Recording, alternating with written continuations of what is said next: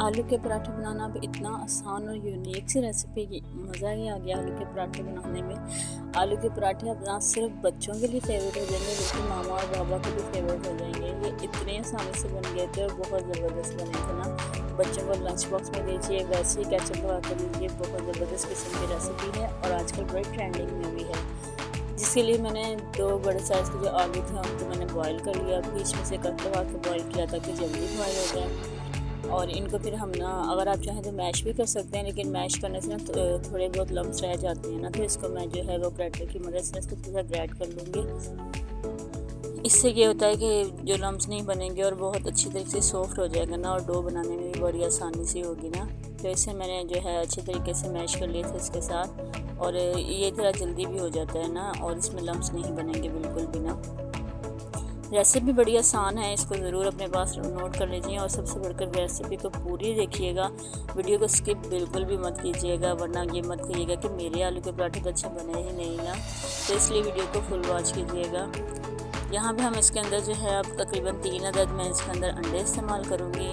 आप चाहें तो अपनी क्वांटिटी के लिहाज से इस्तेमाल कर सकते हैं, जितने आप बनाना चाहते हैं। 4 भी कर सकते हैं और 5 अंडे भी इस्तेमाल कर सकते हैं, और अगर कम बनाने हैं तो 1 अंडा भी चलेगा ना। 3 अंडे मैंने इसके अंदर डाल दिए। इसके बाद हरी मिर्चें डाली हैं, आधी जो है वो मेरे पास शिमला मिर्च थी, मैंने वो भी कटिंग करके अंदर डाल दी। चले इसी बहाने बच्चे खा तो लेंगे ना। और ज़्यादा सारा मैंने इसके अंदर हरा धनिया डाला। हरा धनिया से इसकी जो है ना खुशबू बहुत अच्छी आ जाती है, और इसके अंदर इसकी लोकेशन बड़ी प्यारी हो जाती है। उसके बाद मैंने इसके अंदर इस्तेमाल कर रही हूँ मैदे का। आप चाहें तो आटा भी इस्तेमाल कर सकते हैं, जो हम आम घर में इस्तेमाल करते हैं। अगर आपका आटा ज़्यादा ब्लैक वाला नहीं है, अक्सर गंदम का आटा काफ़ी ब्लैक होता है, तो वो मत कीजिएगा, फिर वो अच्छी नहीं बनेगी ना। मैं यहाँ पे 2 कप मैंने मैदा लिया है। हस्बे ज़रूरत लाल मिर्च थोड़ी सी ऐड किया, थोड़ा सा नमक ऐड किया था ना, और थोड़ा थोड़ा इसके अंदर पानी डाल देना। मैं इसकी डो बना लूँगी और इसको आहिस्ता आहिस्ता से पहले हम मिक्स करेंगे, ताकि जो हमारा मैदा है ना वो इधर उधर से बिखरना ना जाए।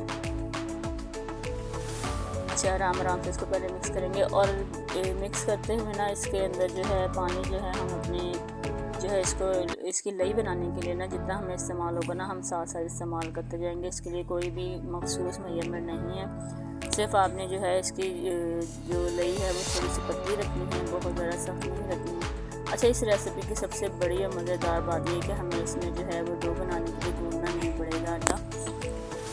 आटा गूंदे बगैर ही हम इसके बड़े अच्छे से पराठे बनाएंगे, और बड़े सॉफ्ट से पराठे बने थे। और ये देखिए हमारी जो है वो इतनी अच्छी डो बन चुकी है। इसको हम थोड़ा थोड़ा करके इसके अंदर पानी ऐड करके ना, ये इसकी इतनी जो है वो मेजरमेंट होनी चाहिए। ये थोड़ी सी अभी लग रही थी थिक सी, तो मैंने थोड़ा सा पानी और ऐड कर दिया। बहुत ज़्यादा पतली भी मत कीजिएगा कि बिल्कुल ही वो पानी बन जाए। ये देखें इतनी होनी चाहिए ना, इतनी थिक ज़रूर हो।